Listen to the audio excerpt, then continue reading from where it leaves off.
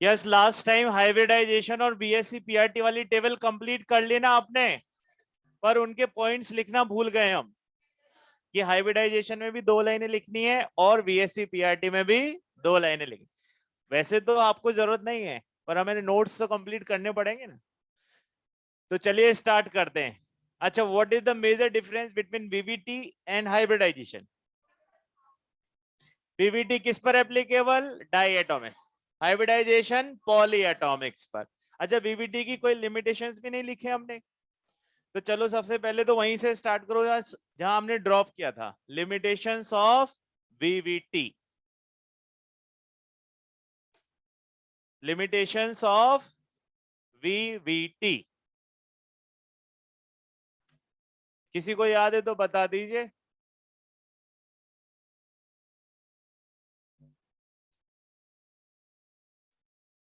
Yes, कोई बता रहा है वीवीटी की लिमिटेशंस? हाँ बेटा, थोड़ा जोर से बोलना, मैंने सुनाई नहीं दिया फिर से। मीथेन, मीथेन तो एक पॉली एटॉमिक है ना, तो आप ऐसे बोल सकते हो कि पॉली एटॉमिक की ज्योमेट्री को एक्सप्लेन नहीं कर सकता। कोई और? चलो ऐसे कोई रीजन लिखते हैं, ऐसी कोई लिमिटेशन लिखते हैं जो अभी तक हमने देखी ना हो और आगे उसकी कहीं हेल्प मिलेगी। तो चलिए स्टार्ट करते हैं। इसका पहला बड़ा लिमिटेशन है, can't explain paramagnetic behaviour of oxygen.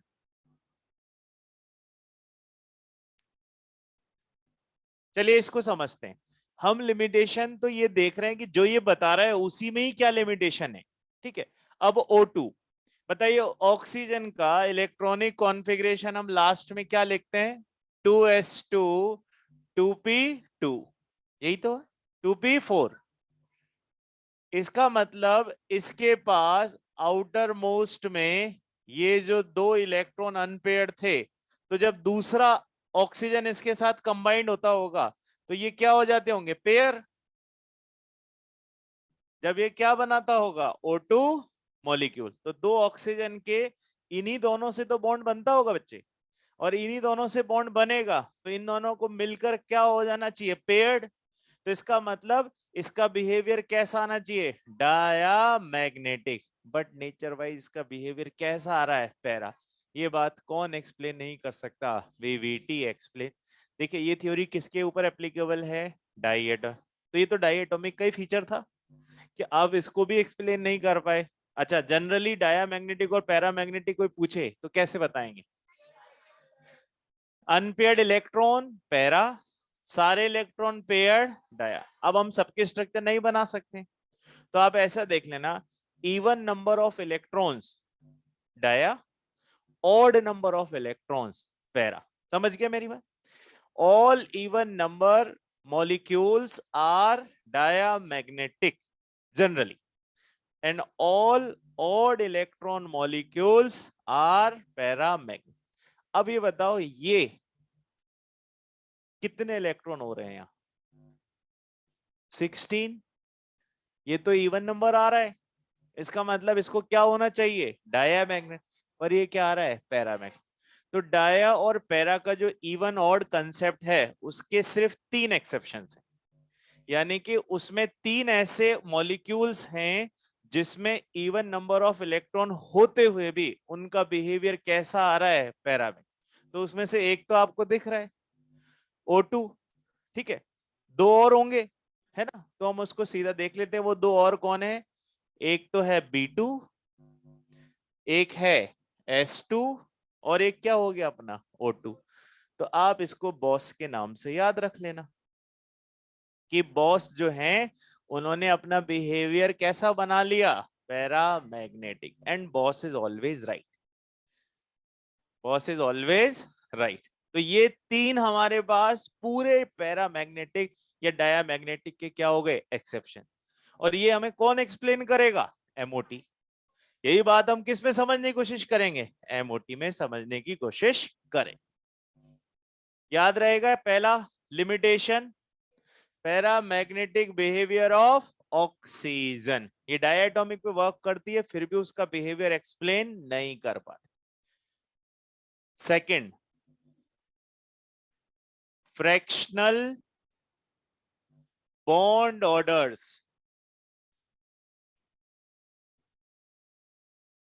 कुछ ऐसी बॉन्ड ऑर्डर हैं जो डेसिमल में भी आती हैं। जैसे जनरली तो हमने बॉन्ड ऑर्डर का मीनिंग क्या समझा था, 1 2 3, पर बीच में 1.5 आ जाए, 2.5 आ जाए, तो हम समझ जाएंगे कि इसका एक्सप्लेनेशन किसके पास नहीं है। ठीक है, एंड एक और लिख लेते हैं, existence and non existence of few diatomic molecules, कि कौन सा मॉलिक्यूल एग्जिस्ट करेगा और कौन सा डायटोमिक मॉलिक्यूल एग्जिस्ट नहीं करेगा, इसके बारे में भी कौन नहीं बता पाए हमको, वीवीटी से नहीं समझ पाते। फॉर एग्जाम्पल He2 क्यों एग्जिस्ट नहीं करता, इसका एक्सप्लेनेशन किसके पास नहीं है, वीवीटी के पास नहीं है।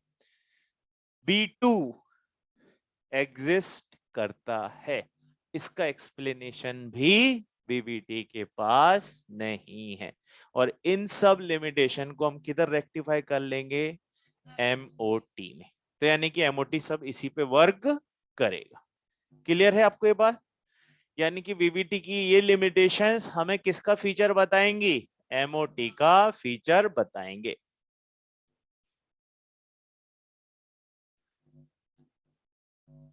Features of hybridisation.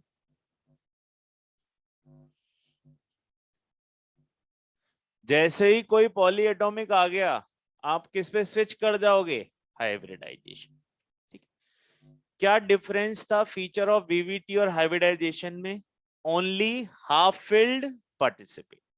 यहां पे सब half filled, full field, vacant, all will participate.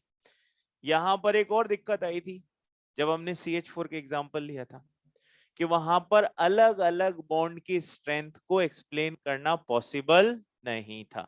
वो कौन एक्सप्लेन करेगा, हाइब्रिड। तो चलिए, अच्छा आपसे वन वर्ड में पूछा जाए व्हाट इज हाइब्रिडाइजेशन, तो वन वर्ड में क्या बोलोगे, इंटरमिक्सिंग। किसकी इंटरमिक्सिंग, एटॉमिक ऑर्बिटल्स की इंटरमिक्सिंग को ही हाइब्रिडाइजेशन। तो पहला पॉइंट यही है।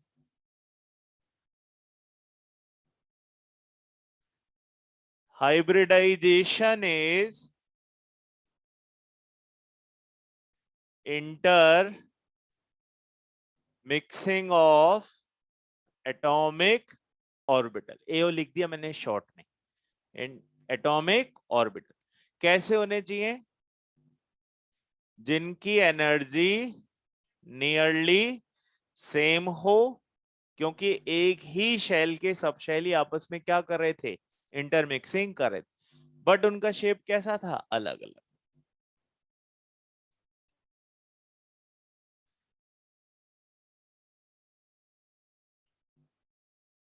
तो hybridization is intermixing of atomic orbitals जिनकी एनर्जी नियरली सेम, जिनकी एनर्जी खत्म।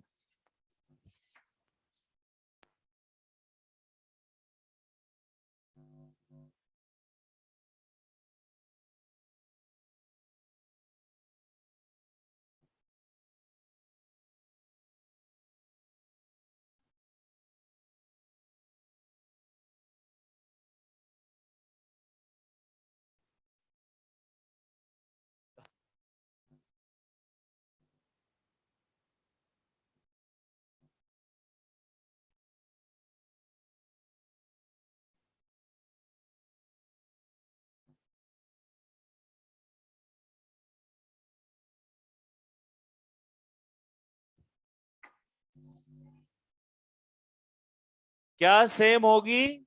ऑलमोस्ट एनर्जी, पर किसका डिफरेंस रहेगा?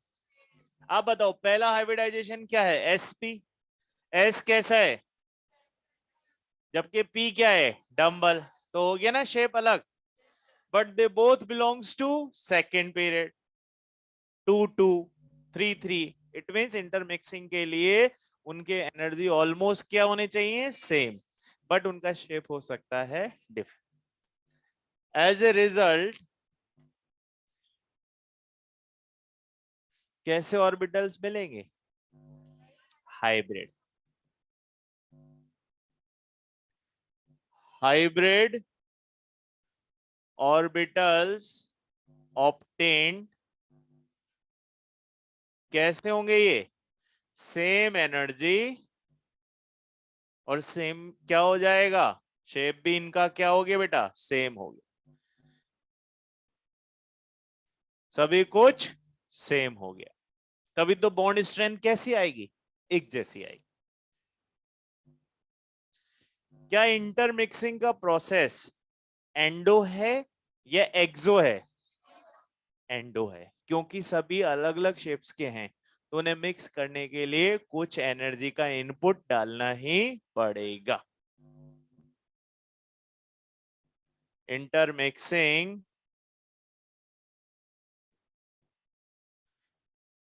Is endothermic.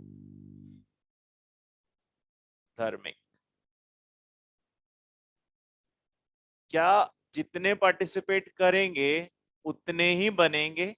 यस, वो कोई लॉस या गेन एक्स्ट्रा नहीं होगा।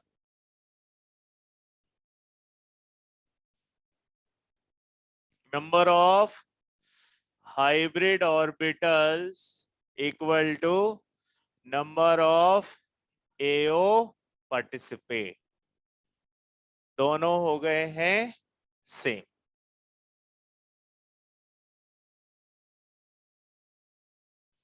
हाइब्रिड ऑर्बिटल सिर्फ और सिर्फ कौन सा बॉन्ड बनाएंगे? सिग्मा। सिर्फ कौन सा बॉन्ड? सिग्मा। अगर वहां कोई पाई बॉन्ड दिख रहा है तो वो किसका रिजल्ट होगा? एटॉमिक ऑर्बिटल्स का। क्या बेटा? डार्क लिखूं? यार मैं कैसे डार्क लिखूंगा? ऐसा टूटा फूटा मार कर लू यूं? देखो, हो जाना चाहिए इससे कम। देखिए तो, ना भी हो तब भी yes sir. Hybrid orbitals always form sigma bonds, whereas atomic orbitals can form both sigma as well as pi.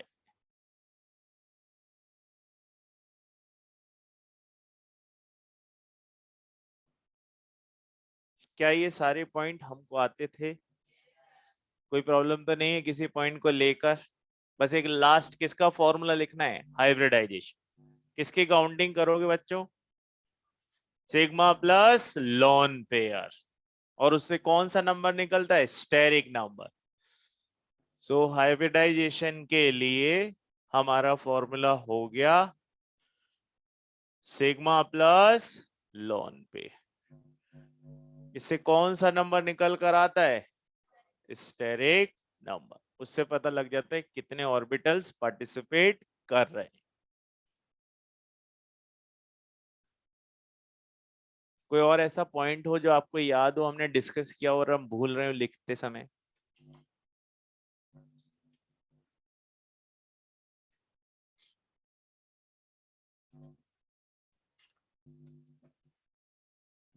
I think सारी बातें आ गई हैं, है ना?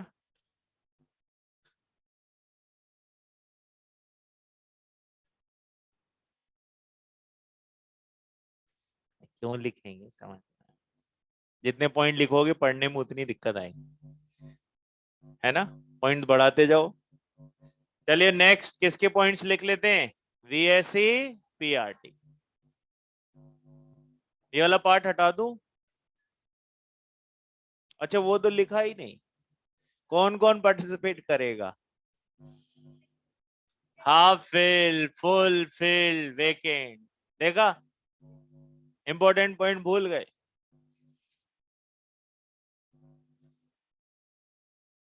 Half filled, fulfilled and vacant orbital participate। जिसके बेसिस पे हमने डिफरेंस बनाया वीवीटी और इसका, उसको ही नहीं लिखा है। पहले कहीं लिखा था? अच्छा वो तो अपन ने ओवरव्यू में लिखा था।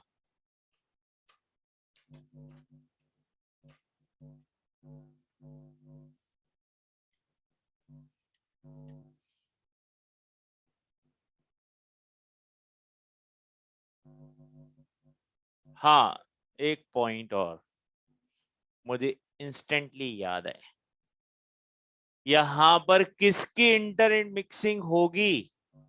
ऑर्बिटल्स की, नॉट इलेक्ट्रॉन। तो आपका जो पहला पॉइंट है ना, उसी में आपने लिखा ना इंटरमिक्सिंग ऑफ एटॉमिक, और उसी के ऊपर एरो खींच के लिख दो नॉट इलेक्ट्रॉन।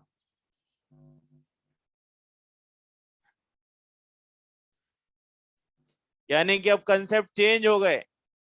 अब हमेशा क्या याद रखना है? बॉन्ड बनाने के लिए कौन पार्टिसिपेट करेंगे? Orbitals, not electron. पर देखेंगे किससे? इलेक्ट्रॉन। VSE PRT। कब बोला जाएगा स्ट्रक्चर सिमेट्रिकल? जब सारे ही क्या हो? बॉन्ड पे।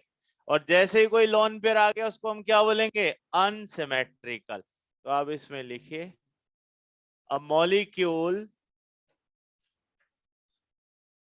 said to be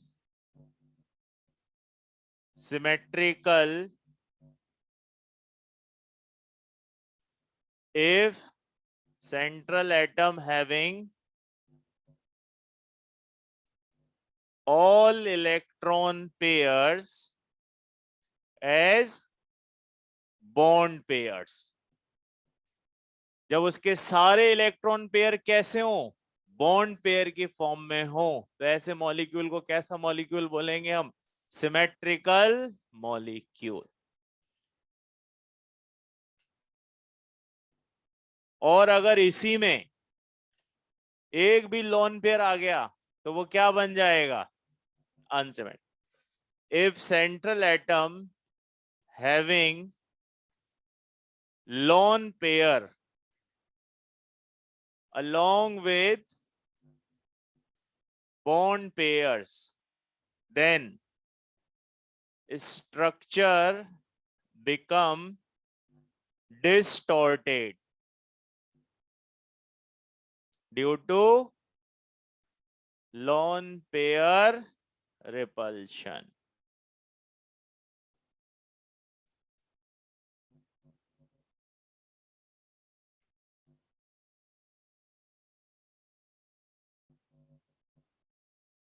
ये वाला पार्ट हटा दिया जाए।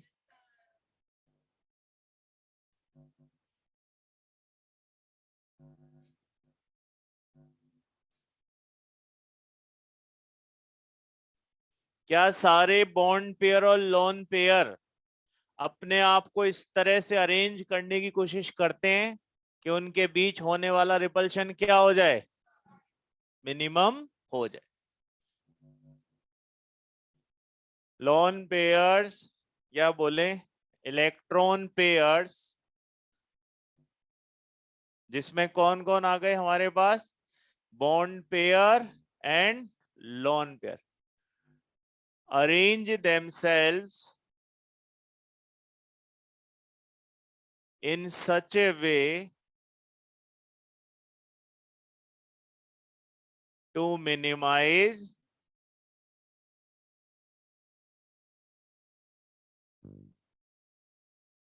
repulsion between them।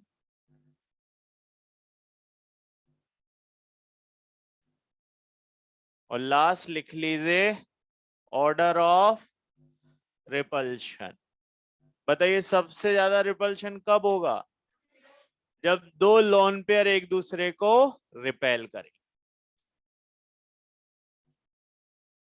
Lone pair lone, फिर बॉन्ड पेयर लोन, और सबसे पीछे बॉन्ड पेयर बॉन्ड।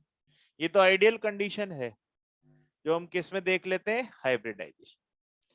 इसके अलावा एक और हो सकता है, मल्टीपल बॉन्ड मल्टीपल बॉन्ड। इनका रिपल्शन ज्यादा, क्यों? क्योंकि इलेक्ट्रॉन्स की भीड़ है यहां पर, है ना। फिर मल्टीपल बॉन्ड सिंगल बॉन्ड, और लास्ट में सिंगल बॉन्ड का रिपल्शन सबसे कम।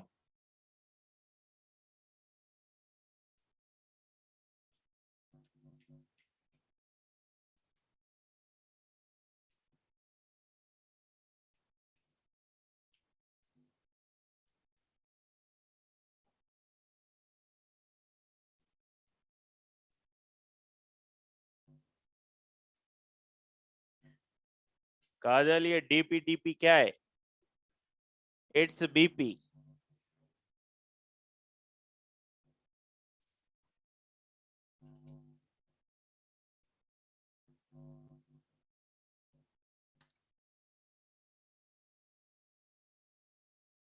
अकेडिया सेकंड पॉइंट क्या लिखा है? If central atom having lone pair along with bond pairs then structure become distorted due to lone pair repulsion। अच्छा, आपको मालूम है अगर आपके पास कोई क्वेश्चन आ जाए सीधा और उसमें लिखा हो ज्योमेट्री, उसमें क्या लिखा हो ज्योमेट्री, तो आप उसको क्या समझेंगे? नहीं, मॉलिक्यूल देख लेना पहले, क्योंकि मैंने ज्योमेट्री के दो टाइप बोले, इलेक्ट्रॉनिक और मॉलिकुलर। अब आपके पास मान लीजिए ऐसा क्वेश्चन आ जाए, पेज नंबर आओ सब लोग 111 पे, क्वेश्चन नंबर 57, एक्सरसाइज 2 है, नीट का आया हुआ क्वेश्चन है। देखो बेटा ध्यान से देखो, पहले क्या दिया हुआ है, XeF4। अब यहां बताओ मुझे, जिनोन के पास टोटल इलेक्ट्रॉन कितने होते हैं? 8। 8 में से कितने बॉन्ड बनाए? यानी कि 4 तो इसके पास है सिग्मा। अब 4 इलेक्ट्रॉन बचे हुए हैं, तो लॉन पेयर कितने हो गए? 2। यानी कि इसका हाइब्रिडाइजेशन आ गया है sp3d2। बट उसमें ध्यान से देखो लॉन पेयर है ना, यानी कि मेरा आंसर किसके अकॉर्डिंग जाएगा? VSEPRT। तो इसकी ज्योमेट्री मुझे क्या बतानी है? Square planar. अगर ज्योमेट्री किसी ऐसे ऐसे मॉलिक्यूल की हो जिसमें लोन पेयर नहीं हो, तब तो वो दोनों केस किसके हो गए? हाइब्रिडाइजेशन प्लस VSE पे, तब कोई प्रॉब्लम ही नहीं है। बट अगर ऐसा मॉलिक्यूल आ जाए जिसमें मेरे को लोन पेयर ही दिए हुए हैं और सिर्फ क्या लिखा हो? ज्योमेट्री। याद रखिएगा, ज्योमेट्री में इलेक्ट्रॉनिक लिख देता तो मैं किधर चला जाता? हाइब्रिडाइजेशन। पर उसने सिर्फ क्या लिखा है? ज्योमेट्री। तो ज्योमेट्री के लिए तो मुझे फिर दोनों ही कंसीडर करने पड़ेंगे, lone pair as well as bond pair. तो वो मैं देख रहा हूं उसके अकॉर्डिंग, तो ये क्या आना चाहिए? Square planar. अच्छा, यही बात किसके लिए होती? SF6 के लिए। अब क्या होता आपका आंसर? ज्योमेट्री पूछ रहा है, अब ये ऑक्टाहेड्रल है क्योंकि इसमें कोई लोन पेयर ही नहीं है। यानी कि इसमें मुझे बिल्कुल भी नहीं सोचना है। इस केस में इलेक्ट्रॉनिक ज्योमेट्री और मॉलिक्यूलर ज्योमेट्री दोनों ही क्या है? सेम है। मेरी बात क्लियर हो रही है? किसी मॉलिक्यूल में अगर लोन पेयर दे रखा हो और ज्योमेट्री ही पूछा हो, तो आपको किसके आंसर करना है? VSEPR। पर अगर ज्योमेट्री के पहले कौन सा वर्ड लगा दिया हो? इलेक्ट्रॉनिक, तो फिर आपको सिर्फ और सिर्फ क्या बताना है? हाइब्रिडाइजेशन। यानी कि अगर इसमें मुझसे सिर्फ और सिर्फ कौन सी ज्योमेट्री पूछी होती? इलेक्ट्रॉनिक, तब इसका आंसर क्या होता? ऑक्टाहेड्रल। पर उसमें क्या लिखा हुआ है? ज्योमेट्री। तो ज्योमेट्री में मैं दोनों ही चीजें कंसीडर करूंगा, क्योंकि उसमें क्लियरली नहीं बताया है कि वो हाइब्रिडाइजेशन पूछने की कोशिश कर। मेरी बात क्लियर हो गई है? ठीक है। स्ट्रक्चर, स्ट्रक्चर तो आपको हमेशा स्क्वायर प्लेनर ही बताना है ना बेटा, क्योंकि स्ट्रक्चर तो वैसा ही दिखेगा इसका। मैंने क्या बोला, सिर्फ डिफरेंस किस में आएगा, ज्योमेट्री में, वो भी क्लियर कट, इलेक्ट्रॉनिक है या फिर मॉलिक्यूल। चलिए, कल जाते जाते मैं आपके सामने एक चीज और छोड़ गया था कि आपको स्ट्रक्चर बनानी है। हाँ बेटा, लो, अब सब लोग इधर आ जाइए। क्वेश्चन नंबर, बहुत बढ़िया इसने क्वेश्चन पूछ लिया अपने इसी के सपोर्ट में, पेज नंबर 63 और क्वेश्चन नंबर 9। देखो क्या दिया हुआ है, XEF। अब उसकी लैंग्वेज पढ़ो। The number of lone pair and geometry of XEF4। तो लोन पेयर मुझे कितने नजर आ रहे हैं इसमें, 2। और इसकी ज्योमेट्री क्या बतानी है, स्क्वायर प्लेनर ही बोलनी है। क्यों बोलनी है, क्योंकि इसमें लोन पेयर है। ठीक है, चेंज कर लो अगर ऐसा है तो। आप दो चीजों में बेटा, मेरी बात फिर से सुन लीजिए, listen to me once again. देखिए, जब खाली खाली ये लिखा हो ये, तब इससे क्या मतलब समझना है, VSE PRT। क्लियर? अब अगर मेरे पास, अच्छा ये बताओ किसको ज्यादा ऑथेंटिक मानोगे आप, नीट को ना? किसको ज्यादा ऑथेंटिक मानोगे, नीट को। नीट किस पे बेस्ड होता है, एनसीईआरटी। एनसीईआरटी में ज्योमेट्री और शेप एक ही चीज दी हुई है, ज्योमेट्री और शेप एक ही चीज दी हुई है। अब बताओ, अगर मुझे कोई ऐसा मॉलिक्यूल दे दिया जिसमें साथ में क्या है, लोन पेयर, तो वो ज्योमेट्री पूछ रहा है, तो मैं समझ रहा हूं ना कि मुझे इन दोनों के साथ ही बताना है, यानी कि उस केस में मेरी ज्योमेट्री और शेप सेम है। हाँ, इसमें क्लियरली लिखा होता है इलेक्ट्रॉनिक ज्योमेट्री, तो आप इस क्वेश्चन में मेंशन कर लो ना, आपको आंसर पीछे से मैच करवाना है, तो इसके साथ जहां ज्योमेट्री लिखा है क्वेश्चन नंबर 9 में, वहां पर उसके ठीक पहले एक वर्ड ऐड कर लो, इलेक्ट्रॉनिक ज्योमेट्री।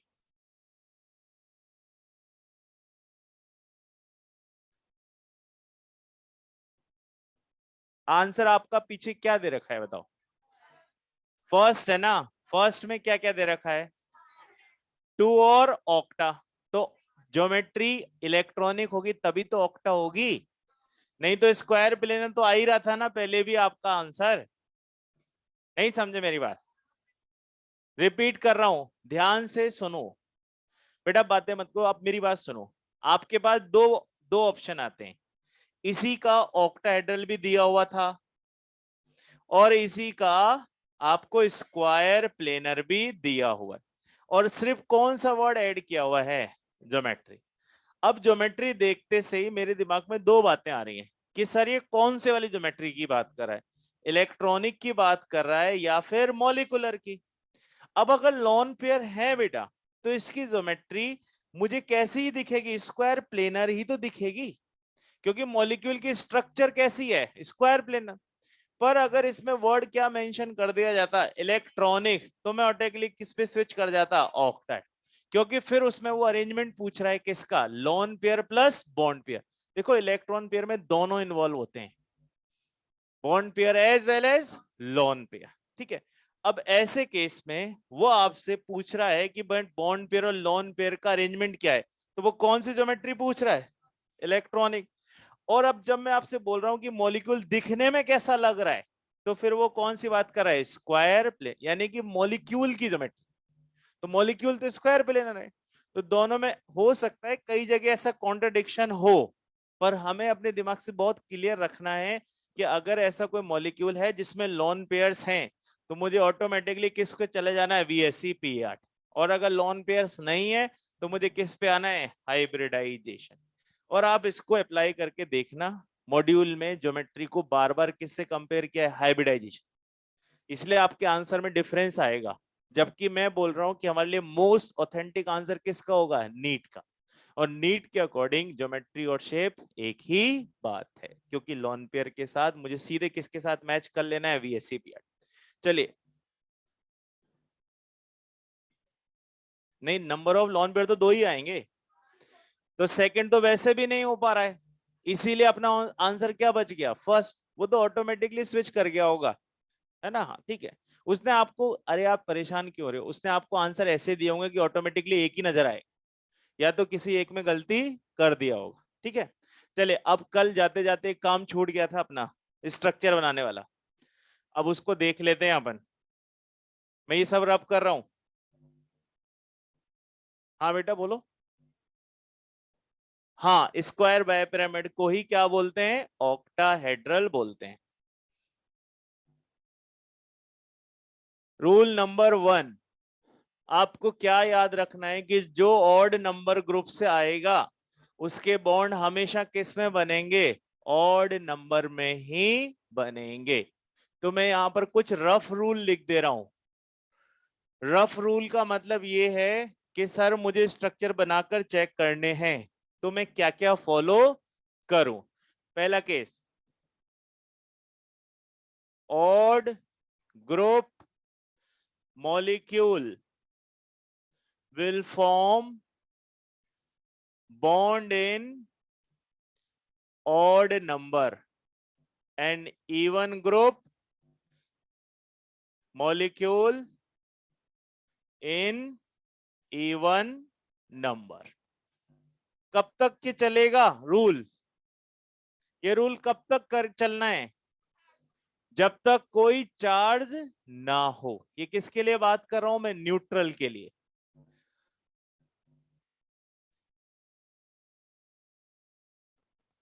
किसका ऑक्टेट पूरा करना है हमेशा, ऑक्टेट और duplet of side atom must complete.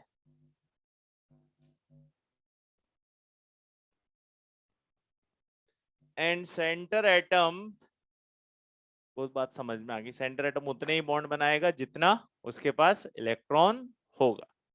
ये 2 रूल हैं। किसको कभी सेंट्रल एटम मत बना देना, हाइड्रोजन और फ्लोरीन, वो कभी भी क्या नहीं हो पाते, सेंटर नहीं हो पाते। अब स्टार्ट करते हैं। अगर कोई आयन आ जाए तो क्या करना है सर,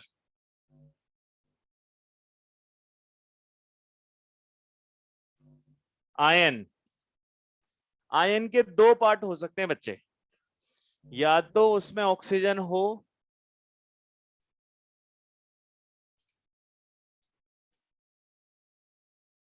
या फिर ऑक्सीजन ना हो।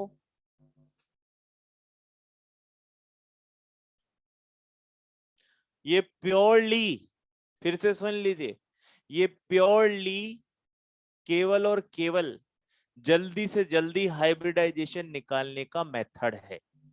क्या आपको कैसे पता लगेगा कितने सिग्मा और कितने लॉन, बस oxygen containing negative charge on ox देना है ऑक्सीजन, और पॉजिटिव चार्ज सेंट्रल एटम को।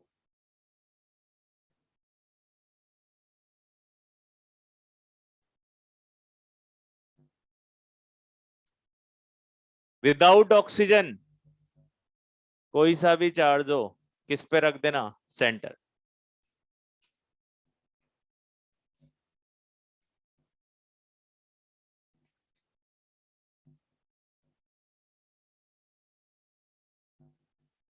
अब इसके एग्जांपल्स लेंगे हम, है ना, पर पहले ये याद तो हो जाए।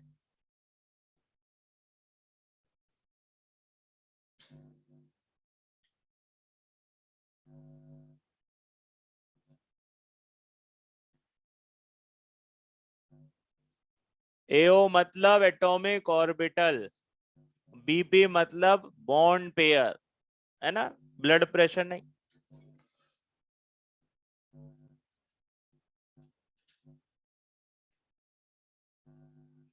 हाँ जी, हाँ बेटा। अभी इसके एग्जाम्पल लेंगे, अभी आप लिख लो, है ना, जैसे जैसे मैं एग्जाम्पल लिखते जाऊंगा इनका यूज करूंगा बच्चे में। करें स्टार्ट।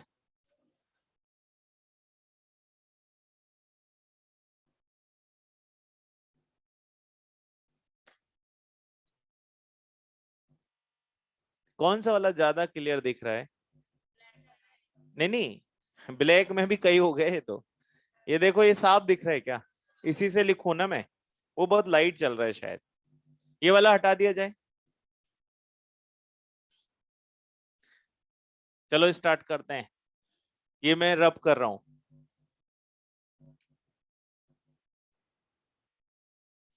देखो बोर्ड पर अब, इनमें से बताओ कौन एग्जिस्ट करेगा और कौन एग्जिस्ट नहीं करेगा। अब रूल समझने के लिए एग्जांपल लिए जा रहे हैं अपन। जिनोन बताओ किस ग्रुप को बिलोंग करता है? A1 नंबर को। 18 या 0 कुछ भी बोलो, इवन ही आएगा। तो उसके बॉन्ड हमेशा किस में होने चाहिए? A1 में। ये क्या आ गया? इसलिए ये एग्जिस्ट नहीं। ठीक है, अनटिल और अनलेस या तो कोई एक्सेप्शनल ना हो या फिर कोई नेगेटिव या पॉजिटिव चार्ज ना हो, तो जनरल रूल्स तो यही काम करते हैं। बताइए, SF3 और SF4 में से क्या एग्जिस्ट करना चाहिए? क्यों करना चाहिए सर? ये इवन को बिलोंग करता है और यहां पर इसने ऑड में बॉन्ड बना दिया है।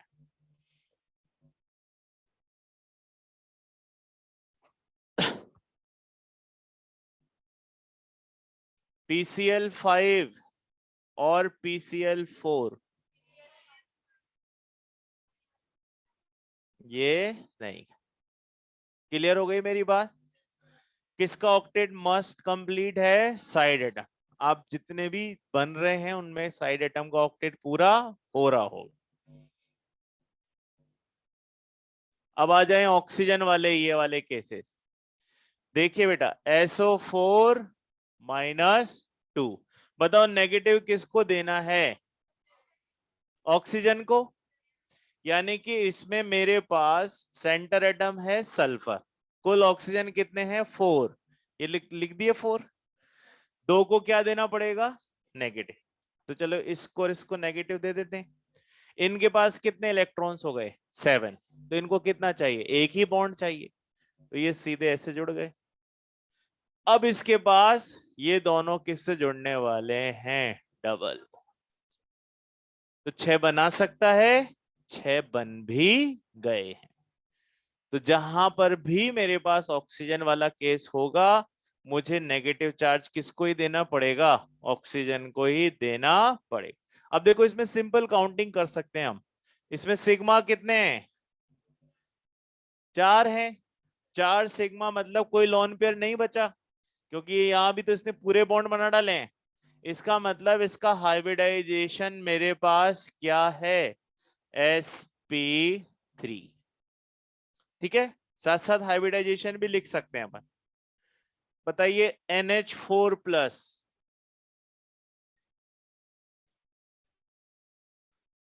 पॉजिटिव किसको दूंगा?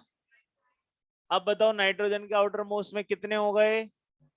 पहले 5 थे, अब 4। 4 बॉन्ड बना लेगा।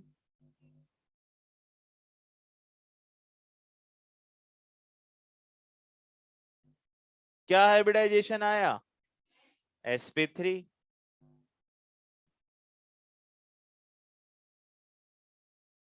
पॉजिटिव किसको दे दिया बच्चे? सेंट्रल एटम को। बना दो ना, मैंने तो ऐसी, अभी तो अपन सिर्फ क्या जल्दी जल्दी क्या देख रहे हैं? हाइब्रिडाइज बना दो टेट्राहेड्रल। यस। नेक्स्ट बताओ, CO3-2 किसको देना है नेगेटिव? ऑक्सीजन को। कितने ऑक्सीजन है? 2। इसका मतलब 2 ऑक्सीजन तो सिंगल बॉन्ड से जुड़ेंगे और एक ऑक्सीजन को डबल। क्या कार्बन के पास 4 इलेक्ट्रॉन होते हैं? Yes sir. 1 2 3 4 बॉन्ड बन गए।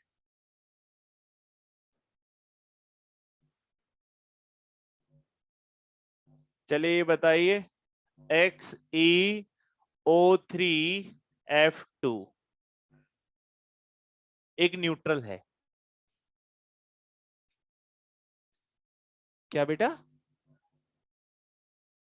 पार्शियल डबल बॉन्ड, आप रेजोनेंस की बात कर रहे हो, तो जहां पर भी ऑक्सीजन है इनऑर्गेनिक में, वहां सब क्या चल रहा है? रेजोनेंस।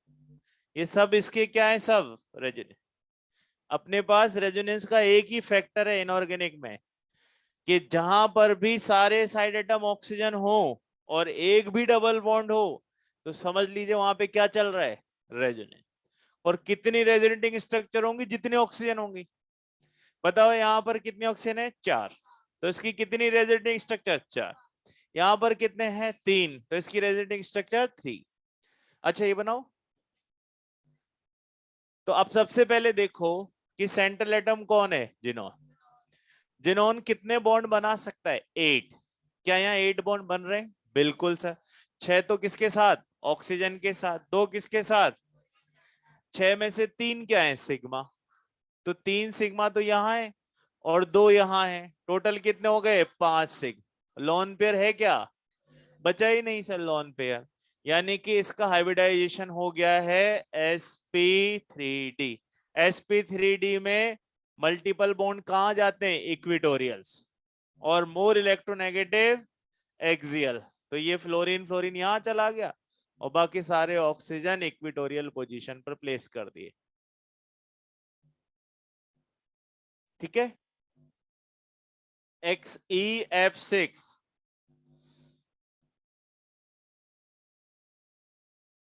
सबसे पहले चेक करो जिनोन के पास कितने इलेक्ट्रॉन होने चाहिए? 8। 8 में से कितने बॉन्ड? तो इसका मतलब इसमें 6 सिग्मा, एक लॉन पेयर है, 7 आ रहा है sp3d3। 7 का मतलब तो sp3d3 ही हो सकते हैं। ऐसी कंडीशन में हमें इसकी स्ट्रक्चर कैसी दिखेगी? Distorted octahedral. देखिए आपने वो रूल याद कर लिए ना, तो स्ट्रक्चर भी नहीं बनाना पड़ेगा, आपका सीधे ही पता लग जाएगा कि क्या कितने सिग्मा है, कितने लॉन पेयर्स हैं। और आपको सिर्फ और सिर्फ किन के बारे में ध्यान रखना है? थर्ड पीरियड और सेकंड पीरियड के एलिमेंट, सारे उन्हीं से तो बन रहे हैं, उनके बाहर कोई जाएगा भी नहीं। बताइए इसमें PbR4+ किस पे रखूं? पॉजिटिव सेंटर पे। फॉस्फोरस के पास कितने इलेक्ट्रॉन होते हैं? 5। एक डाउन क्योंकि पॉजिटिव है। कितने रह गए? 4। 4 से 4 बॉन्ड बना लिया। हाइब्रिडाइजेशन बोलिए। sp3, 4 sigma, 0 lone pair. आएगी कोई प्रॉब्लम? बन रहा है काम? PCl6- बताओ किस पे रखा जाए नेगेटिव? फॉस्फोरस पे सर, ऑब्वियसली फॉस्फोरस। रखते से ही बताओ फॉस्फोरस के पास कितने इलेक्ट्रॉन हो गए? 6। 6 तो बॉन्ड बना ही लिए। इसका मतलब सर इसमें 6 sigma, 0 lone pair, sp3d2 structure हो गई है ऑक्टाहेड्रल, क्योंकि कोई लॉन पेयर ही नहीं है।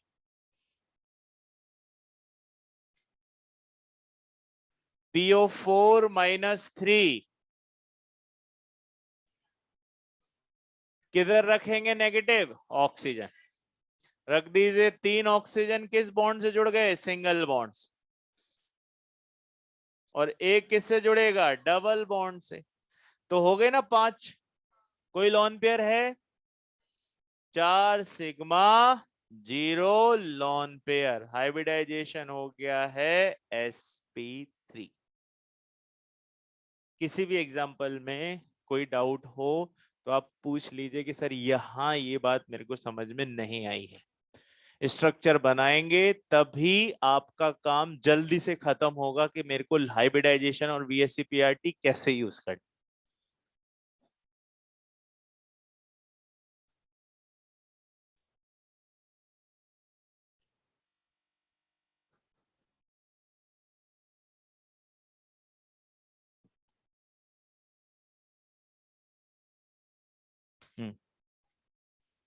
बताओ नेगेटिव किसको देने हैं, कितने ऑक्सीजन है, 3 देने हैं। तो 1 2 3, एक को तो डबल बॉन्ड से क्या करना पड़ेगा, आपको कनेक्ट करना ही पड़ेगा। इसका स्ट्रक्चर बनाओ तो XeO2F2।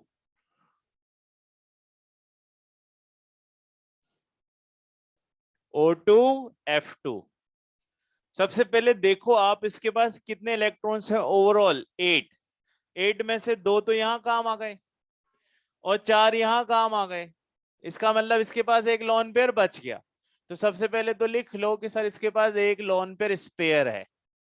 अब आप देखो, इससे 2 सिग्मा और इसमें 4 में से 2 ही तो सिग्मा होंगे क्योंकि डबल बॉन्ड भी है। इसका मतलब टोटल सिग्मा कितने हैं, 4। नंबर कितना आया, 5। 5 मतलब sp3d।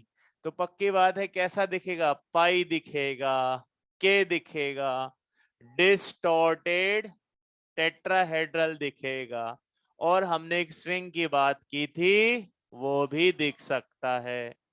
तो कुछ भी दिख इसमें, मतलब जैसा पूछा जाए ऑप्शन वैसा ही आंसर करते जाइएगा।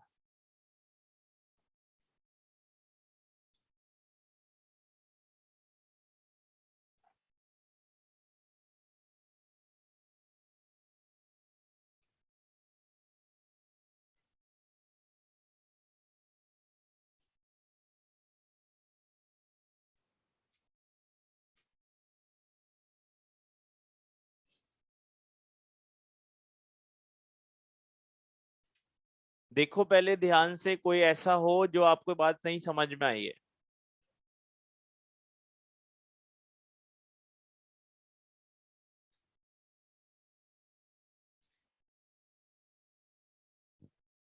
हाँ, इसमें अपने पास एक ऐसा क्वेश्चन है एक्सरसाइज 2 का, बिगनर्स बॉक्स 2 का 8th।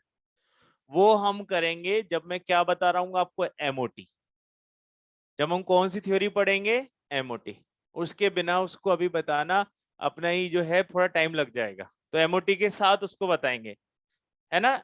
Beginners box 2 page number 55 पर जो क्वेश्चन नंबर 8 है उसको मैं किसके साथ बताऊंगा, एमओटी के साथ। चलो अब बहुत इंपॉर्टेंट बॉन्ड रह गया है लास्ट, ताकि उसके साथ आपके सारे हाइब्रिडाइजेशन और VSC-PRT के क्वेश्चंस आज से अब स्टार्ट करेंगे, और वो है कोऑर्डिनेट। हाँ बेटा, SiO2 कैसे स्ट्रक्चर है बताओ, पॉलीमर। क्या कोई डबल बॉन्ड है, सारे सिंगल बॉन्ड। कितने सिंगल बॉन्ड, 4।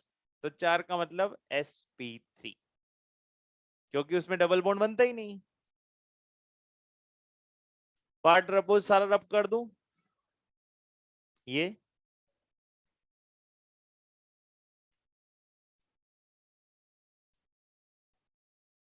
देखो हाइब्रिडाइजेशन निकालने के 2 मेथड हो सकते हैं, या तो आप जैसे मैं काउंट कर रहा हूं ऐसे कर लीजिए, ठीक है। और आपको स्ट्रक्चर भी बनाकर देखना है तो स्ट्रक्चर भी बनाइए। स्ट्रक्चर से आपको और कंफर्म हो जाएगा कि जो मैंने यहाँ लिखा है वो सही है कि नहीं, क्योंकि यहाँ पर पॉजिटिव चार्ज किसके ऊपर है, फॉस्फोरस के ऊपर। तो 4 ही रह गए ना बेटा 5 में से। हाँ, अभी क्या लिखा था हमने कि हमेशा ऑक्सीजन ना हो तो चार्ज किसको देना है, सेंटर। क्या ऑर्गेनिक नहीं है, यही अच्छा किया तुमने बात यही पूछ ली। ऑर्गेनिक में एक नेगेटिव का मतलब लोन पेयर होता है, यहाँ सीधा हिसाब है, एक का मतलब एक। एक पॉजिटिव एक इलेक्ट्रॉन कम, एक नेगेटिव एक इलेक्ट्रॉन ज्यादा, बस। अब मैं रब कर रहा हूं। नेक्स्ट बॉन्ड जो इंपॉर्टेंट बॉन्ड है वो कौन सा है, कोऑर्डिनेट। वो और देखना है अपने को, क्योंकि आपके कुछ स्ट्रक्चर ऐसे हैं जो बिना कोऑर्डिनेट बॉन्ड के पूरे ही नहीं होंगे। तो चलिए स्टार्ट करते हैं कोऑर्डिनेट।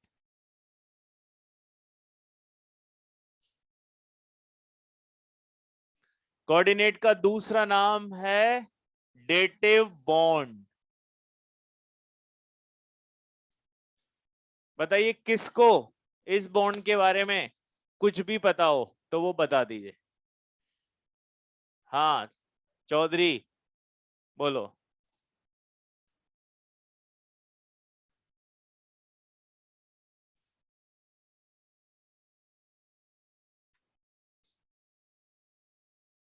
ठीक है और कोई बताएं। हाँ बेटा बोल। पहला वर्ड तो आप याद कर लीजिए, अनइक्वल शेयरिंग। शेयरिंग और वो भी कैसी, अनइक्वल। यानी कि ठीक वैसी सिचुएशन है कि आप और आपका फ्रेंड बैठे हो, आपका फ्रेंड खाली टिफिन लेके आया है और आपके पास 2 पराठे हैं, तो आपको उसके साथ क्या करनी पड़ेगी, शेयरिंग। अब वो क्या लेकर आया है, खाली डब्बा। तो आप अपने इलेक्ट्रॉन्स में से, मतलब अपने पराठे में से एक उसको दे रहे हो, तो आपने क्या की, शेयरिंग। यानी कि है कैसी शेयरिंग, अनइक्वल। तो अभी कभी इससे कंफ्यूज मत होना कि उसने उसको दे दिए, दे नहीं दिए, क्या हुआ है, शेयरिंग। आप एक बताओ, जब आप CH4 बनाते हो, कुछ भी बनाते हो इस तरह से, तो आप ऐसे ही तो लिखते हो ये इलेक्ट्रॉन इसका भी है और इसका भी है। इसी को तो क्या बोलोगे आप, शेयरिंग, है ना। इसको तो क्या बोलते हैं आप, शेयरिंग। अब यानी कि जब भी कोई एक बॉन्ड बनेगा उसमें कितने इलेक्ट्रॉन होंगे, 2। अब बस अब डिपेंड करेगा कि दोनों एक एक यूज करते हैं अपना, या फिर एक ही जना अपने दोनों इलेक्ट्रॉन के साथ क्या कर लेता है, शेयरिंग। तो ये है क्या बॉन्ड, शेयरिंग का बॉन्ड है। पर शेयरिंग कैसी होगी बेटा, अनइक्वल।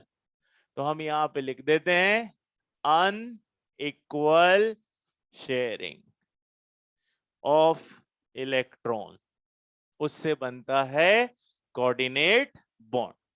यानी कि ए एटम ही अपने दोनों इलेक्ट्रॉन किसके साथ शेयर कर रहा है, बी के साथ। तो ये मेरे दोनों इलेक्ट्रॉन किधर भी काउंट होंगे, इसके पास भी और बेटा इसके पास। ठीक है, जब डिस्पुट होगा, जब कभी डिस्पुट होगा, तो बताओ किसको लॉस होगा, ए को। कितने इलेक्ट्रॉन का लॉस होगा, और एक का। शेयरिंग तो है ना, तो दोनों में से एक इलेक्ट्रॉन तो वापस आएगा ना उसके पास। बात नहीं समझे मेरी बात। डिस्प्यूट हो गया, लड़ाई हो गई, तो बोलेगा ला मेरे इलेक्ट्रॉन वापस कर, तो बोलेगा एक तो मैं खा गया, एक तो मैं खा गया। तो नेट लॉस किसका होगा, एक का, एक। और नेट गेन किसका होगा, बी, क्योंकि इसको तो एक एक्स्ट्रा मिला ही है। तो शेयरिंग में जब डिस्प्यूट होंगे तो ऐसे गिनेंगे, और जब तक डिस्प्यूट नहीं है तब तक दोनों के पास।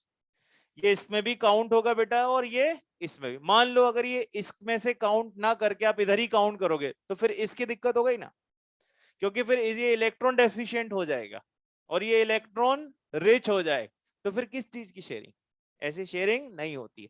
तो सबसे पहले हमें यहाँ पे देखना है कि ये जो इलेक्ट्रॉन पेयर है वो एक ही ने यूज किया है, दूसरा अपने सिर्फ कौन सा लेकर आया, वेकेंट ऑर्बिटल। तो इसके मतलब इसके पास क्या होना चाहिए, ये डोनर हो गया मेरा और ये हो गया बेटा एक्सेप्टर। ऐसे ही टर्म्स यूज की थी लुइस ने। उसके लिए इनके पास क्या होना चाहिए, लॉन पेयर, और इसके पास क्या होना चाहिए, वेकेंट। और तो कोऑर्डिनेट बॉन्ड की प्राइम कंडीशन ही देखना है हर बार। क्या देखना है आपको, बस जो जो भी रिएक्शन दे रखी हो उसमें ढूंढना है कि किसके पास लॉन पेयर और किसके पास। जो डोनर या लॉन पेयर देने वाला है उसको हम बोलेंगे लुइस बेस, और जो एक्सेप्टर है उसको बोलेंगे लुइस एसिड। बताइए अमोनिया लुइस एसिड है या बेस है, अमोनिया बेस हुआ, क्योंकि उसने 3 बॉन्ड बनाने के बाद भी एक लॉन पेयर रखा। और BH3, उसके पास अभी भी एक वेकेंट ऑर्बिटल बचा हुआ है।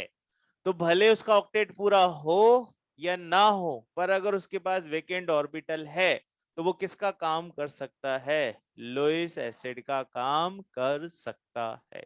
Done with this. Condition prime ध्यान रखेंगे, सिर्फ इसी पे घूमेगा पूरा बॉन्ड, लोन पेयर है कि नहीं, और फिर साथ वाले के पास क्या होना चाहिए? वेकेंट। और मतलब आपने भी कंडीशन रख दी कि मैं दूंगा तो सही पराठा, पर दूंगा टिफिन में ही। समझे मेरी बात? दूंगा किसमें? टिफिन में। खाली तू बोले कि मेरे टिफिन में से ही ऐसे उठा ले, नहीं चलेगा। तो इसमें कंडीशन फिक्स है, लोन पेयर होना चाहिए तो दूसरे के पास क्या होना चाहिए? वेकेंट ऑर्बिटल होना ही चाहिए। चलिए कुछ एग्जांपल्स देखते हैं। प्रोटोनेशन। प्रोटोनेशन का मतलब क्या होता है? Addition of H plus. और इसका सबसे बढ़िया एग्जांपल है NH3 प्लस H प्लस। अब आप सबसे पहले ये देखो, क्या इन दोनों के बीच कोऑर्डिनेट बॉन्ड बन सकता है या नहीं? तो देख लेते हैं। सर इसके पास 3 बॉन्ड बनाने के बाद भी एक लोन पेयर है, और इसके पास तो खाली एक डब्बा है, क्योंकि इसके पास एक ही इलेक्ट्रॉन था, वो भी साफ हो गया है, तो इसके पास वेकेंट डब्बा है। तो ये दोनों मिलकर कौन सा बॉन्ड बनाएंगे? कोऑर्डिनेट। तो आपको जब भी कोऑर्डिनेट बॉन्ड बनाना है, किससे बताना है? एरो से।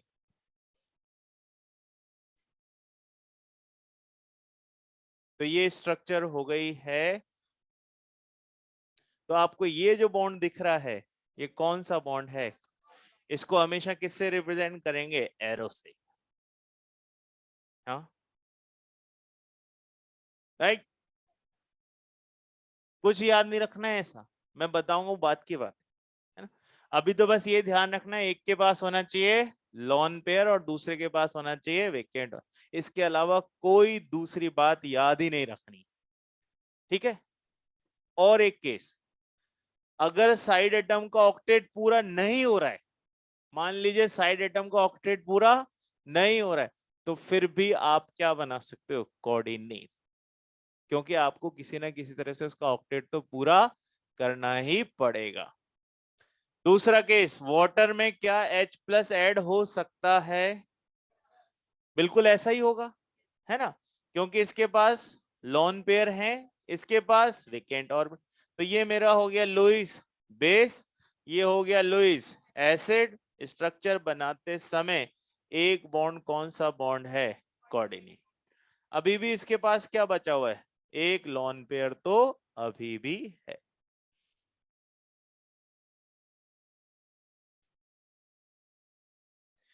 बताइए किसके हाइब्रिडाइजेशन में चेंज आएगा?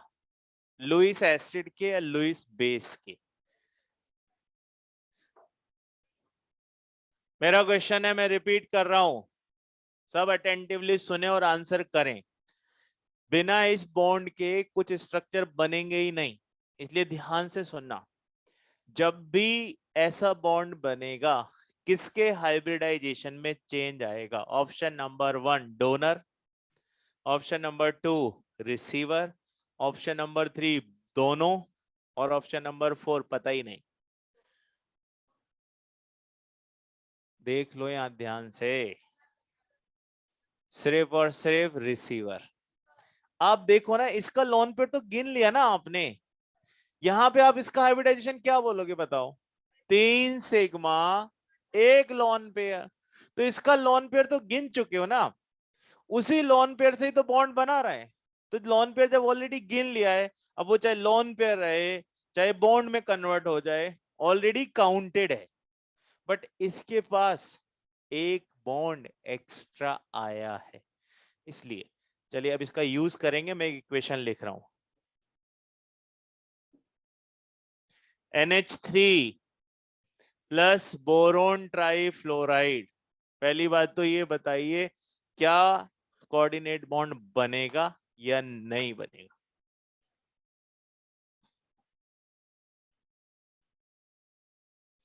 पहला क्वेश्चन तो यही है। बनेगा नहीं बनेगा? Raise your hands. बनेगा। मतलब बाकी लोगों का मैं मान लूं कि नहीं बनेगा? अनीशा, नहीं बनेगा? बता दो बेटा, एक्सप्लेन कर दो। नहीं बनेगा। नहीं बनेगा तो सही, पर ये बताएगी कि नहीं बन रहा है। इसने हाथ नहीं उठाया बेटा, बोल। अच्छा, जिसको भी इसमें डाउट है वो इसमें ढूंढने की कोशिश करो, क्या दोनों में से किसी एक के पास लोन पेयर है? इसके पास है। लो, तो क्या बोरोन के पास वेकेंट ऑर्बिटल नहीं है क्या? है तो सही। बोरोन के पास आउटर मोस्ट में देखो, बोरोन की स्ट्रक्चर बना ही देते हैं। 5 इलेक्ट्रॉन होते हैं। आप लिखते हो 1s2 2s2 2p1। कितना बॉन्ड बनाना है उसको? 3। तो 3 के लिए वो अपना एक इलेक्ट्रॉन s में से किस में शिफ्ट करेगा? p में। उसके बाद भी देखो ना, एक वेकेंट ऑर्बिटल तो मुझे दिख ही रहा है अभी भी, ये रहा। तो ये क्या बन गया? Lewis acid. तो बस बॉन्ड बनने की कंडीशन अगर है तो बॉन्ड बनेगा। ये है लुईस बेस और ये है लुईस एसिड। बनेगा ना बॉन्ड अब तो बना दो बॉन्ड। अब बॉन्ड बताओ, कौन लोन पेयर डोनर है यहां पर? कौन रिसीवर है? बोरोन। तो बॉन्ड कुछ इस तरह से बनेगा, नाइट्रोजन और बोरोन के बीच में ये कोऑर्डिनेट। बाकी बॉन्ड तो जब जैसे थे वैसे के वैसे ही रहेंगे। 3 H इसके पास थे और 3 फ्लोरीन इसके पास थे। बताओ किसका हाइब्रिडाइजेशन चेंज हो गया? नाइट्रोजन का चेंज हुआ क्या? नाइट्रोजन का शेप जरूर चेंज हुआ, वो पिरामिडल से टेट्राहेड्रल हो गया। क्योंकि यहां पर अब उसके सारे ही बॉन्ड कैसे हो गए? सिग्मा सिग्मा से। कोऑर्डिनेट बॉन्ड को क्या मान के चलना है? सिग्मा ही मान के चलना है। ऐसी कंडीशन में इसका हाइब्रिडाइजेशन पहले भी sp3 था और अभी भी sp3 है, पर बोरोन का हाइब्रिडाइजेशन पहले sp2 था और अब इंक्रीज होकर हो गया है sp3। ठीक है, तो इसका मतलब डोनर का हाइब्रिडाइजेशन चेंज नहीं हो सकता, बट रिसीवर का हमेशा ही होगा।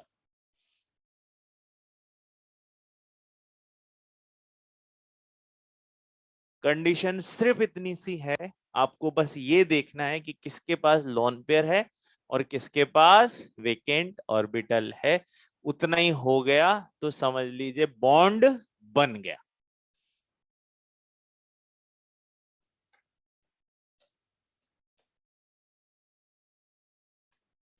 ठीक है, नेक्स्ट। अब इसमें एक डिग्री आगे जाते हैं, मतलब एक लेवल अप करते हैं इस मैटर को। यहां पर ये देखने में किसी को कोई डाउट तो नहीं आ रहा है?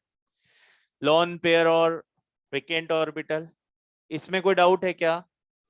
ये क्लियर है बच्चे सबका? ठीक है, अब मैं इसको रब कर दूं।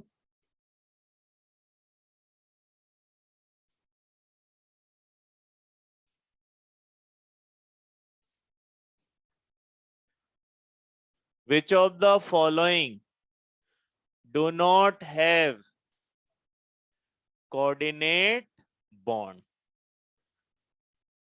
इस बॉन्ड की खास बात यह है कि ये मजबूरी का बॉन्ड है।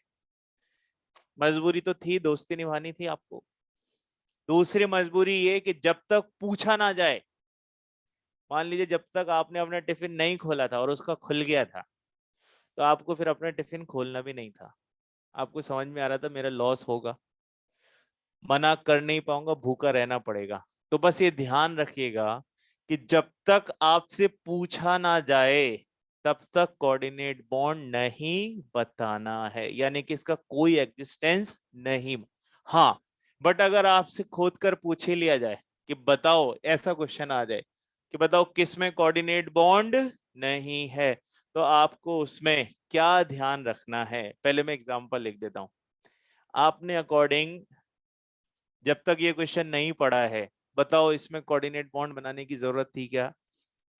कोई जरूरत नहीं है। क्या इसमें? नहीं सर, हमने अभी बनाया इसकी स्ट्रक्चर। ठीक है, मैं वही बना रहा हूं जो स्ट्रक्चर अपन बना चुके हैं। इसमें नो सर, और हम एक और स्ट्रक्चर ले लेते हैं I3-। अब इसमें हमें पहली बात तो ये पता है कि सर अगर नहीं पूछा गया है तो मैं किसी में भी कोऑर्डिनेट बॉन्ड नहीं बनाने वाला, बट अगर पूछ लिया है तो क्या करना है। तो इसकी एक कंडीशन है, वो मैं यहां लिख रहा हूं। If central atom has completed its octet, then it may form coordinate bond with remaining lone pairs। अगर उसका क्या कंप्लीट हो गया हो, ऑक्टेट। बताइए, ऑक्टेट के जब आपने एक्सेप्शन लिखे थे तो किसको देखकर एक्सेप्शन लिखे थे? सेंटर को। अब ये जो कोऑर्डिनेट बॉन्ड है ये किसके सपोर्ट के लिए बनाया गया है? सेंटर कि सेंटर का अगर ऑक्टेट पूरा हो गया है तो बचे हुए लोन पेयर से बने हुए बॉन्ड्स को किसमें कन्वर्ट कर दो आप? कोऑर्डिनेट में। Accept nitrogen. ये रूल किसके लिए एप्लीकेबल नहीं है? नाइट। बाकी सब जगह ये रूल अपने को यूज करना है। चलिए देखते हैं, इन्हीं एग्जांपल्स को देखते हैं। बोर्ड पे देखना बेटा ध्यान से। सबसे पहले मैं क्या बनाता हूं? सल्फेट। सल्फेट में आपको याद है आप यही स्ट्रक्चर बनाकर आए थे थोड़ी देर पहले, ठीक है। अब आप यहां समझो, सल्फर को अपना ऑक्टेट पूरा करने के लिए कितने इलेक्ट्रॉन्स की रिक्वायरमेंट थी? दो। छह तो है ना उसके पास। कितने की रिक्वायरमेंट है? दो की। तो ये दो तो यहीं पूरे हो गए, ये दो तो यहीं पूरे हो गए। तो बाकी इसके पास कितने लोन पेयर हैं? ये दो लोन पेयर नहीं है क्या? भाई ये लोन पेयर ही तो थे जिनको हमने एक्साइट करा के कौन सा बॉन्ड बना लिया था? Double bond. अब अगर हम बोल रहे हैं कि इस रूल को फॉलो करना है तो ये दोनों ही बॉन्ड किसमें कन्वर्ट हो सकते हैं? कोऑर्डिनेट बॉन्ड में कन्वर्ट हो सकते। क्या ऑक्सीजन को अपना ऑक्टेट नहीं पूरा करना? करने के लिए कितने इलेक्ट्रॉन्स की रिक्वायरमेंट है? दो। इसके पास सिक्स थे। अगर ये लोन पेयर इसको मिल जाए तो इसका ऑक्टेट पूरा हो जाएगा। तो ऑक्सीजन क्या करता है कि उसके पास जो 2p4 स्टेटस होता है उसमें से एक इलेक्ट्रॉन को वापस पेयर कराकर एक ऑर्बिटल को क्या करा लेता है? वेकेंट। जैसे आप देखो ऑक्सीजन का क्या लिखते हैं आप? Configuration 2s2 2p4। अब आप बोलोगे सर इसमें तो इसके पास क्या नहीं है? वेकेंट ऑर्बिटल नहीं है। तो ये रीअरेंज करता है, इन इलेक्ट्रॉन को आपस में क्या करा देता है? पेयर, क्योंकि ऑक्टेट तो पूरा करना ही पड़ेगा।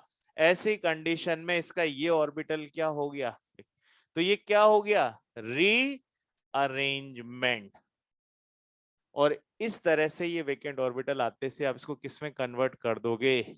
कोऑर्डिनेट बॉन्ड में कन्वर्ट कर दोगे।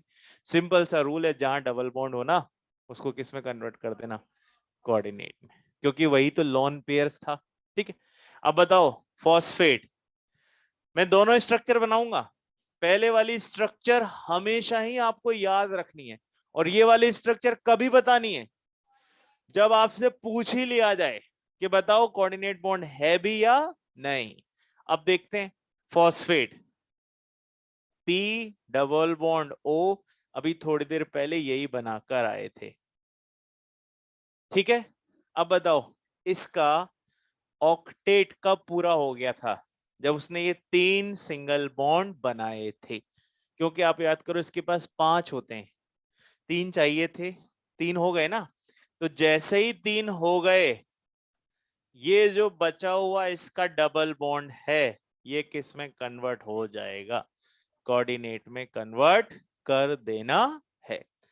अब आओ CO3-2। मेक श्योर किसका ऑक्टेट पूरा होना चाहिए? सेंट्रल एटम का, तभी कर सकता है ना। अब CO3-2 कार्बन के पास इस तरह से ये स्ट्रक्चर आपने बनाई। अब बताओ क्या इसमें कोऑर्डिनेट बॉन्ड बना सकते हैं? कार्बन को कितने इलेक्ट्रॉन चाहिए? 4। तो भाई 4 ही तो बॉन्ड बनाए उसने, अब इसके पास एक्स्ट्रा कुछ है ही नहीं। इसका मतलब इसमें कोई कोऑर्डिनेट नहीं बनाया जा सकता। क्यों नहीं बनाया जा सकता?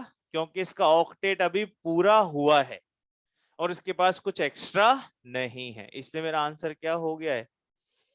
CO3-2। अब आ जाओ I3- पे। रूल याद करो सर, जब हमारे पास ऑक्सीजन ना हो तो सेंटर एटम पे क्या रख दो? नेगेटिव। अब बताओ इस आयोडीन के पास कितने इलेक्ट्रॉन हो गए? 8 हो गए ना, 7 थे 8 हो गए। 8 में से कितने बॉन्ड बनाए? 2। तो इसके पास हैं 2 सिग्मा। अब कितने इलेक्ट्रॉन बच गए? 6। 6 मतलब 3 लॉन, यानी कि इसका नंबर आ रहा है sp3d। और sp3d में 3 लोन पेयर हो तो क्या बन जाता है? लीनियर। तो यही स्ट्रक्चर हमारे लिए आंसर दे रही है। पर अब इसने बोला क्या इसमें कोऑर्डिनेट है, तो इसको तोड़िए आप। I2+I-, क्योंकि तभी तो बना होगा I3-, यानी कि यहां पर ये किसका काम करेगा? रिसीवर का, क्योंकि सेंट्रल एटम इसी में है। और ये किसका काम करेगा? डोनर, क्योंकि हमने बोला था साइड एटम कभी भी किससे ज्यादा नहीं जा सकता? ऑक्टेट से ज्यादा नहीं जा सकता। तो ऐसी कंडीशन में इन दोनों के पास सिंगल बॉन्ड, और ये इसके साथ क्या बनाएगा? कोऑर्डिनेट। बेटा तब भी दोनों केस में हाइब्रिडाइजेशन क्या ही आएगा आपका? sp3d ही आएगा। पर आपसे पूछा गया है क्या कोऑर्डिनेट बॉन्ड हो सकता है? सो डेफिनेटली हो सकता है। अब देख के बताओ इसके पास टोटल कितने इलेक्ट्रॉन थे पहले? 7। 7 में से एक बॉन्ड बना लिया, तो अभी भी इसके पास कितने लोन पेयर हैं? 3 और 2 सिग्मा है। तो पहले भी वही बात थी और अभी भी वही, बस ओनली चेंज ये आया कि अगर आपसे पूछा है कि कोऑर्डिनेट है या नहीं तो बताना पड़ेगा। बना लीजिए।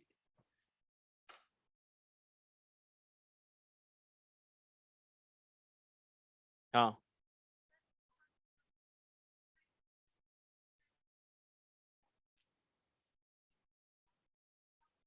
नहीं, साइड का,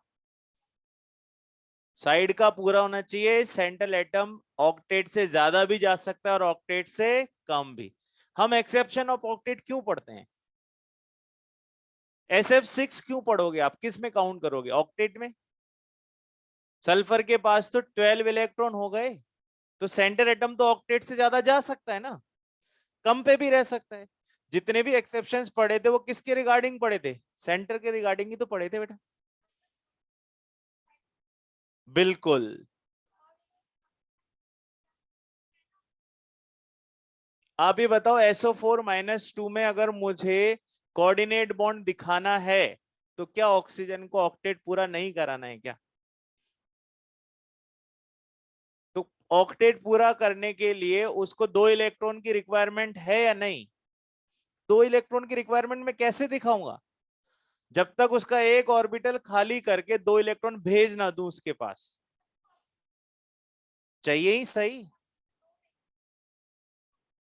बिल्कुल रीअरेंज कर दिया। ये तो मैंने आपको इसलिए बताया कि कैसे हम इसको ब्रेक करके पढ़ सकते हैं। क्यों, कैसे, और बताओ इससे बढ़िया फॉर्मेशन क्या हो सकता है? आप खुद बना के देखो एक बार।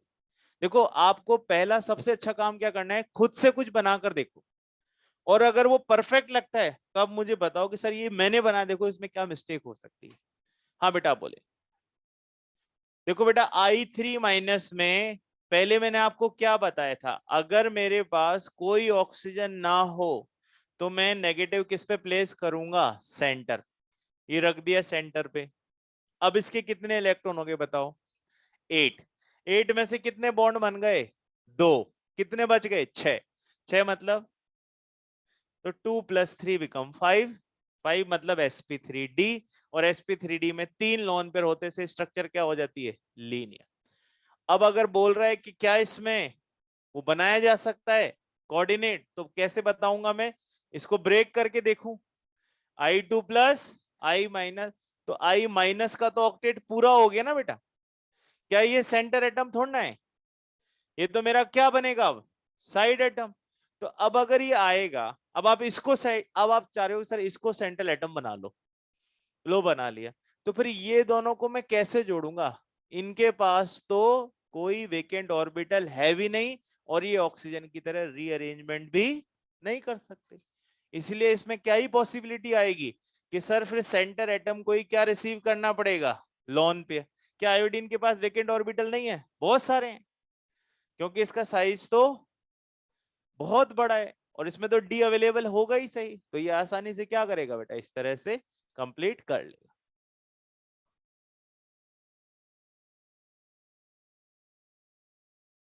डन। O3 बनाओ, O3 बनाइए, NO2 बनाइए, N2O बनाइए, ताकि आपको पता लगे कि बिना कोऑर्डिनेट के स्ट्रक्चर पॉसिबल भी नहीं हो रहा है। O3, NO2 और N2O, ये वाला पार्ट तो हटा दूं ना मैं, चलो यहां पे लिख देता हूं जिनकी स्ट्रक्चर आपको बनानी है, O3, NO2, N2O, N2O4।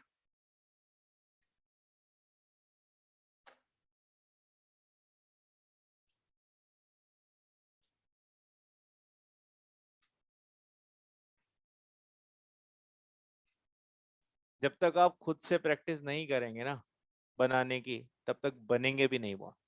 अभी मैं बना रहा हूं इसलिए आप सीधे देख रहे हो बेटा, है ना, आप पहले एक बार प्रैक्टिस करके देखो, आपको अपने आप भी समझ में आएगा कि इससे बेस्ट पॉसिबल स्ट्रक्चर और कुछ बन ही नहीं सकती थी।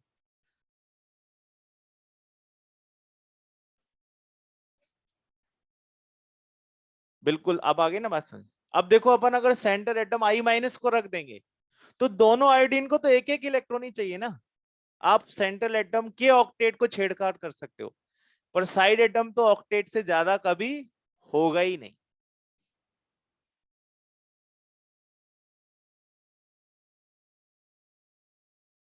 हाँ बेटा बोलिए। हम्म, रीअरेंजमेंट किया हमने, क्या ऑक्सीजन को अपना ऑक्टेट पूरा करने के लिए 2 इलेक्ट्रॉन की रिक्वायरमेंट नहीं है? O3 में भी तो ऐसा ही बनेगा, बनाओ O3। बिल्कुल, जहां भी ऑक्सीजन होगा उस केस में आपको क्या करना पड़ेगा, रीअरेंज, क्योंकि उसको 2 इलेक्ट्रॉन की रिक्वायरमेंट है। इसको क्यों नहीं करना पड़ा रीअरेंजमेंट, जरूरत ही नहीं है, एक ही चाहिए था इसीलिए। बिल्कुल, तभी तो ये एग्जिस्ट करता है भैया, तभी तो कोई पूछ रहा है आपसे कि बताओ कोऑर्डिनेट बॉन्ड होगा या कि नहीं होगा, तो बताना पड़ेगा कि थ्योरेटिकली तो पॉसिबल है सर। अब NaCl अब अगर हाथ में लोगे तो उसमें आयनिक बॉन्ड थोड़ा ना दिखाई देगा।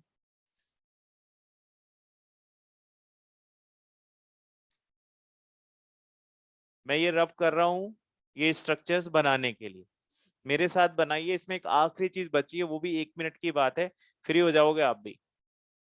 ये हटा रहा हूं बेटा मैं ना, जरा देखिए मेरे साथ बोर्ड पर, O3 बनाते हैं हम, कितने ऑक्सीजन है, 3।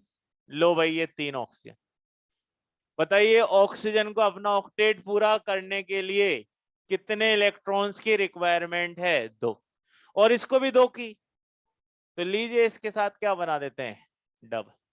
अब इसका क्या करें, तो सर इसको किससे जोड़ दीजिए एक बार, देखो इसका ऑक्टेट भी पूरा हो गया, लोन पेयर भी हैं, तो हमने इसको सीधे किस में कन्वर्ट कर दिया, कोऑर्डिनेट में कन्वर्ट, क्योंकि डबल बॉन्ड दोबारा बना ही नहीं सकते। कैसे बनाओगे, अनपेड इलेक्ट्रॉन नहीं है, NO2।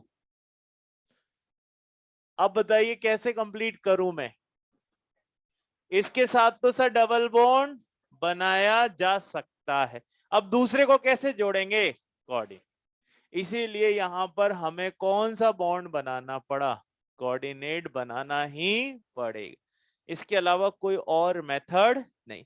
क्या ये ऑड इलेक्ट्रॉन मॉलिक्यूल है? यस सर, क्योंकि हमें मालूम है कि इसमें एक इलेक्ट्रॉन बच गया, और काउंटिंग करोगे तब भी क्या आएगा? ऑड आएगा। N2O, 2 नाइट्रोजन और 1 ऑक्सीजन। अब कैसे जोड़े इनको? कि सर इन दोनों के बीच में तो ट्रिपल बॉन्ड बनाकर इनका ऑक्टेट पूरा कराइए, और अब इसके पास क्या है? लोन पेयर, सीधा डोनेट करवाइए। तो इसका ऑक्टेट कंप्लीट, फिर भी कोऑर्डिनेट बॉन्ड बना रहा है। यहां पे नहीं बना रहा था, ऑक्टेट कंप्लीट करके तब भी बना रहा है, क्योंकि नाइट्रोजन के लिए कोई मस्ट कंडीशन नहीं है।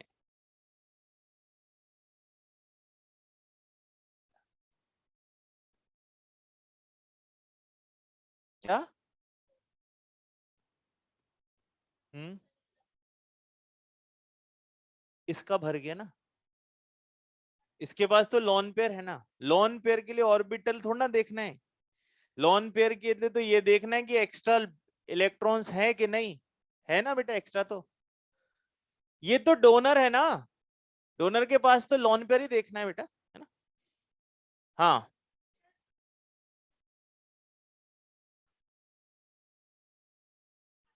बिल्कुल डिपेंड करेगा मॉलिक्यूल क्या है। अच्छा, N2O4 बनाइए तो।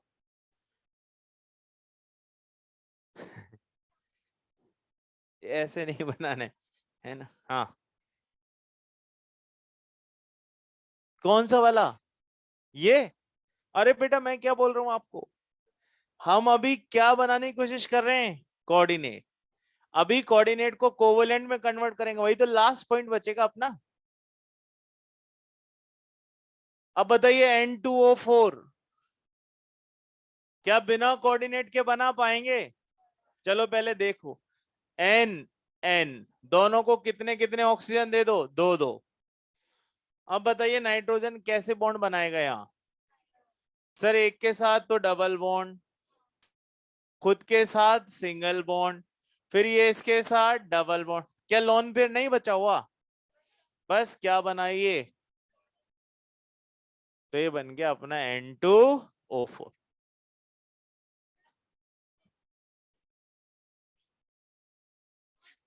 देखो बेटा मुझे तो आता है ना, तो मैं तो इसमें कोशिश कर रहा हूं कि सबका ऑक्टेट पूरा हो जाए पहले।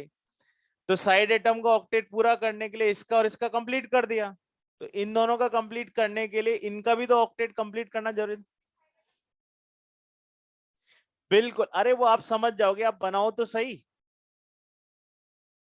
लास्ट पॉइंट लिख रहा हूं मैं, उसके बाद जिसको भी डाउट रह जाए वो रुक जाए कि सर मेरे को अभी भी ये बात यहां पर ऐसे भी कर सकते हैं क्या, तो वो एक्सपेरिमेंट अपन अभी बाद में करेंगे। जिनके डाउट नहीं उनको तो फ्री करें। Last line, coordinate bond can be converted into covalent. चलिए कैसे कर सकते हैं, देखिए बेटा बोर्ड पर, क्या यहां पर अपने पास ये कोऑर्डिनेट बॉन्ड है कि नहीं? किसको नेट लॉस हो रहा है? इसको, और इसको नेट बेनिफिट। तो इसका मतलब इसको कितने इलेक्ट्रॉन का बेनिफिट हो रहा है? एक का। तो इस पर एक नेगेटिव लगा दीजिए। तो अब ये सिंगल बॉन्ड से क्या हो गया? जुड़ गया। और इसको एक पॉजिटिव देना पड़ेगा, क्योंकि इसको एक इलेक्ट्रॉन का क्या हो रहा है? लॉस हो रहा है। तो आप देखो इस मॉलिक्यूल में वापस से चार्ज क्या हो गया? जीरो, क्योंकि एक पास पॉजिटिव है एक के पास नेगेटिव। और O3 एज ए होल क्या होता है? न्यूट्रल। तो जहां भी आपको क्या कन्वर्ट करना हो, कोऑर्डिनेट को कोवेलेंट, तो डोनर पे क्या रखो? पॉजिटिव, और रिसीवर पे क्या रखो? वो हम पहले समझ चुके हैं, क्योंकि दो में से एक इलेक्ट्रॉन तो वापस आ जाएगा, पर एक का तो लॉस होगा, और इसको एक का गेन। तो ये हो गया यहाँ पे फिनिश्ड कोऑर्डिनेट। अब जिनके डाउट हैं दे आर वेलकम, जिनके नहीं है दे कैन मूव। हाँ, क्या बेटा? पहले कोई एग्जांपल बताओ आप मेरे को, उसके बिना नहीं हो पाएगा, क्योंकि हो सकता है ऐसी कोई कंडीशन, आप पेपर पे लिख लो ना कि क्या कंडीशन। तो SO4 2 में बताओ क्या प्रॉब्लम है। वो तो अपन ने डबल बॉन्ड को किस में कन्वर्ट कर दिया, तो वो उस रूल के थ्रू किया ना कि अगर सेंटर का ऑक्टेट पूरा हो गया, नहीं वो उल्टा मत करना, उल्टा मत करना।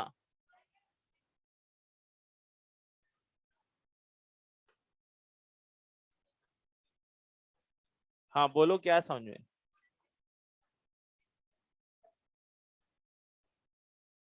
हम्म, एक मिनट एक मिनट।